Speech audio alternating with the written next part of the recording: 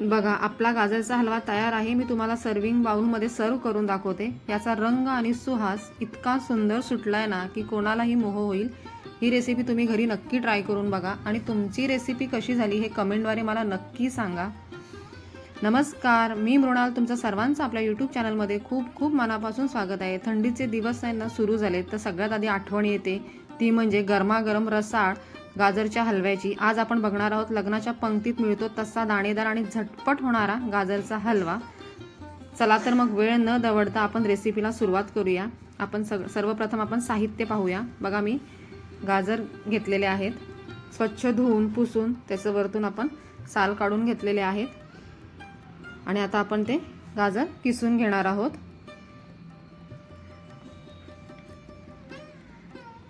तर आपण सगळे जे गाजर आहेत ना ते सगळे आपण किसून घेऊयात।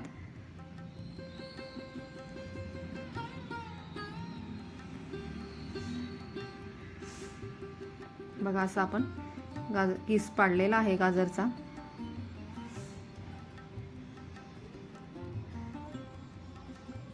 एक किलो गाजर आहेत ते। तर आपण आता बघा रेसिपीला सुरुवात करूया। कढई ठेवूया। कढई गरम झाल्यानंतर आपण त्यामध्ये 2 मोठे चमचे तूप घालणार आहोत।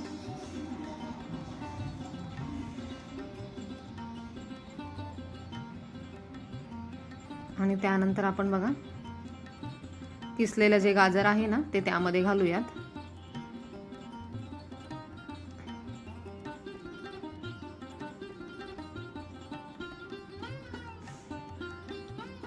आता हे छान तुपामध्ये परतून घेऊयात।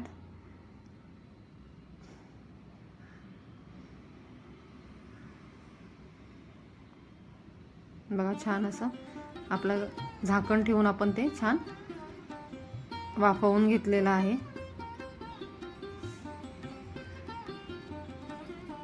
पाच ते 7 मिनिटं छान असे ते वाफवून घ्यायचं। ते चांगलं असं मऊसूत झाल्यानंतरच आपण त्यामध्ये दूध घालणार आहोत। आपण 1 कप आता दूध घातलेलं आहे। तुम्ही वाटीचं मेजरमेंट घ्या, कपाचं मेजरमेंट घ्या तरी चालेल। आपण 1 वाटी आता दूध घालून घेतलं। त्यानंतर आपण 1 वाटी त्यामध्ये साखर घालणार आहोत। तुम्हाला जसं गोड आवडतं ना तशा हिशोबाने तुम्ही साखर घातली तरी चालेल। 1 वाटी मी साखर घालून घेतली। आता हे छान आता एकत्र करून घेऊयात। तुम्ही यामध्ये तुमच्या आवडीनुसार ड्रायफ्रूट्स घालू शकता। मी यामध्ये काजू, बदाम आणि मनुका घालून घेतलेले आहेत। बघा, आपण ताट ठेवून आपण त्यावरती पाणी ठेवलेलं आहे आणि 15 मिनिटांसाठी आपण वाफवून घेतलेलं आहे।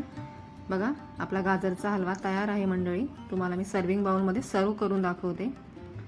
तुम्हाला ही रेसिपी कशी वाटली हे मला कमेंटद्वारे नक्की सांगा आणि तुम्ही ही रेसिपी घरी नक्की ट्राय करून बघा आणि तुमची रेसिपी कशी झाली हेही मला कमेंटद्वारे सांगा। जर तुम्हाला ही रेसिपी आवडली असेल ना तर आपल्या व्हिडिओला लाईक करा, जास्तीत जास्त लोकांपर्यंत आपले व्हिडिओ शेअर करा। अशाच अस्सल मराठी रेसिपीसाठी माझ्या यूट्यूब चॅनलला सबस्क्राईब करायला विसरू नका। पुन्हा भेटूयात एका नवीन रेसिपीसह। तोपर्यंत खात राहा, आनंदी राहा, खुश राहा। धन्यवाद।